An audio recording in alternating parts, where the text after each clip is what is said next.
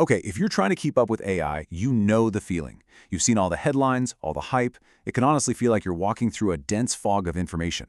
Well, today, we're going to cut right through it. We've got a clear, actionable guide to help you find your way in this new world. So let's just dive right in. Does this look familiar?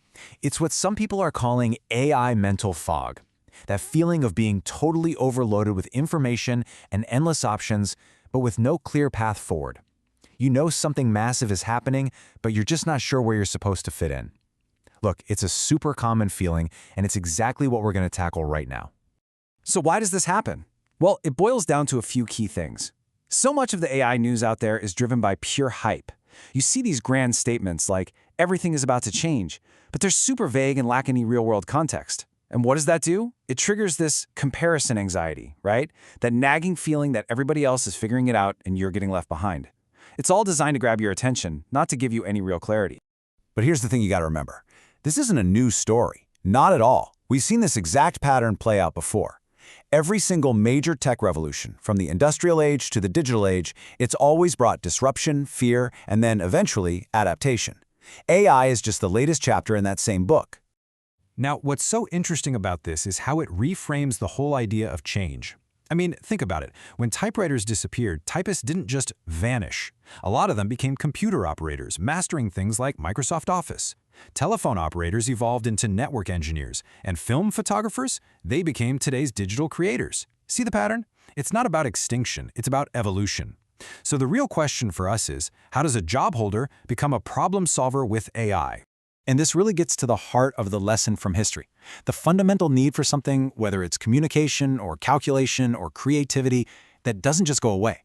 What changes are the tools we use to get it done. The how completely transforms, but the what we're doing often stays the same. Okay, so with that history lesson in our back pocket, let's get practical. How do you go from this big, abstract idea to actually analyzing your own career? Well, there's a fantastic framework for this. It helps you deconstruct your job and see exactly where AI fits into the picture. Let's break it down. It's called the job decomposition method, and it's a really simple but powerful idea.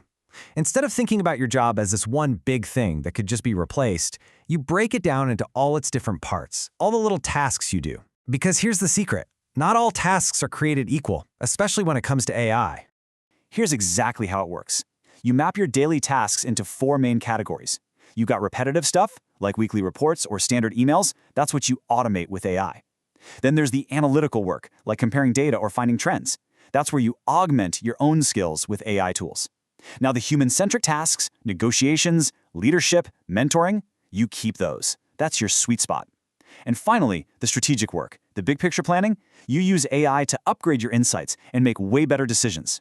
So this leads us to probably the most crucial mindset shift of all. The threat isn't the technology itself. The real competition is the person in your field who learns how to leverage that technology. This one idea completely reframes the entire conversation from fear into opportunity. All right, now that we've kind of reframed the risk, let's talk about the fun part, opportunity.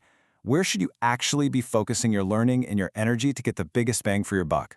The AI world is huge, but don't worry, we can map it out. You can think of the whole AI ecosystem as being built in 6 layers. Way down at the bottom, you've got the hardware, the infrastructure, like NVIDIA's chips. Then you have the big foundation models, like what OpenAI builds. And on top of that, you've got platforms, the applications you and I use every day, and all the services that help companies actually use all this stuff. So where's the sweet spot for most of us professionals? This chart makes it crystal clear. Trying to build foundational models or infrastructure, that takes a massive investment and has a really slow return.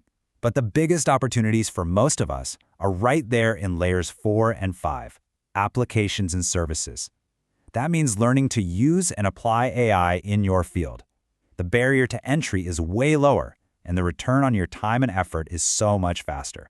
So how do you actually build those skills? Well, think of it like this 3-layer model. First, you have your core skill, your existing expertise. Do not throw that away. Second, you add the AI layer on top of it. Learn prompting, automation, how to use the tools. And finally, you add the leverage layer. This is where you go from just doing tasks to designing systems and solving bigger business problems, almost like a consultant would.